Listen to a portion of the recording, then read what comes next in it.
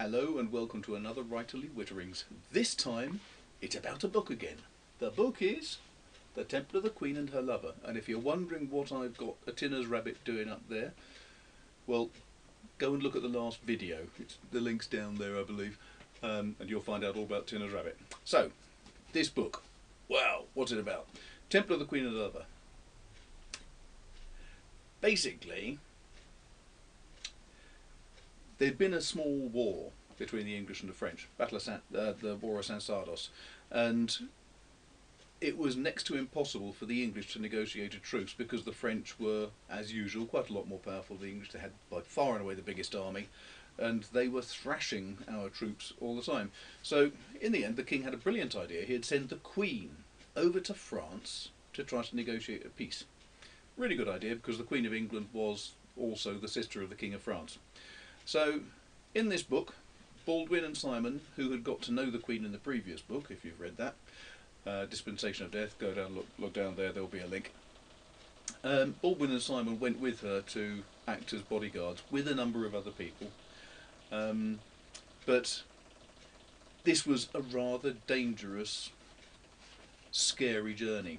Now, I'm not going to say too much about the story in the book itself, but the main thing is that this is all based on a series of true events.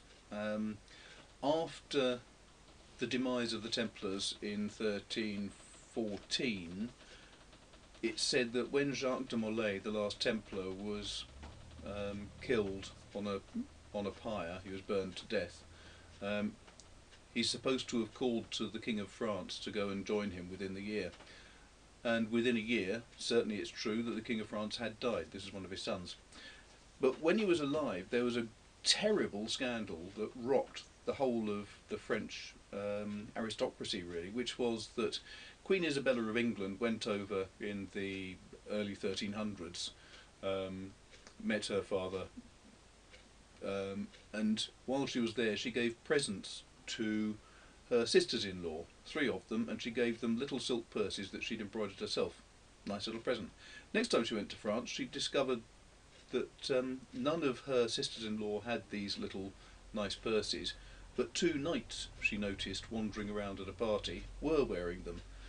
She got quite suspicious about this. These knights were not her brothers, so what were they doing with these gifts that she'd given her sisters-in-law? She spoke to her father, the knights were followed, and it was discovered that 2 of the sisters were involved in adulterous affairs with these 2 knights, and the 3rd one knew about it and didn't let on. Now, adultery in those days was a capital offence. It was quite legal for any husband to kill a wife who was committing adultery, but for the royal line it was a terrible offence, because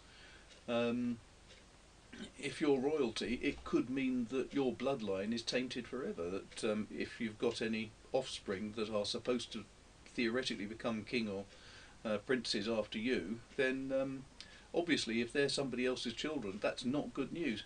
So they suffered a dreadful penalty. The 2 knights involved were broken on the wheel. They were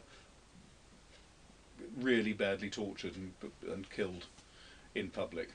Delightful idea they had in those days. The women, however, were all put into different prisons, and they had a dreadful time of it.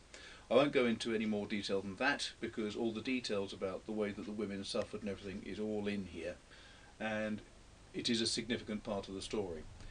The whole thing came out as the story of the Tour de Nesle, the Tower of, don't know what Nesle translates as, and it's quite well known in France. There's been several stories about it I've discovered since writing this, but this was all written before I'd heard about any of these other tales.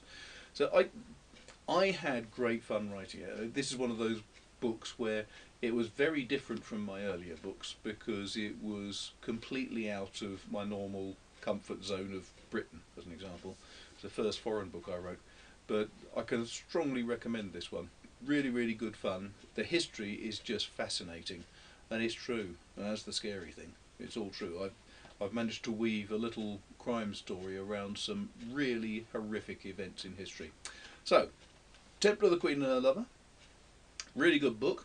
Hope you enjoy it. And if you do, please recommend it to all your friends and family. And having said that, what more can I say? If you liked this video, don't forget, make sure you subscribe. You know, all the links are down there. Subscribe to it, like it. I'm going to have a link to my blog post so you can see that as well. Share it to all your friends. Tell your friends and family about it. And if you've got any questions or comments, stick them down there. There's a big commenty sort of section. And I think that's about it, really.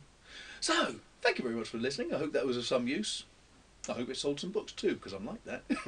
And take care, and I'll see you soon.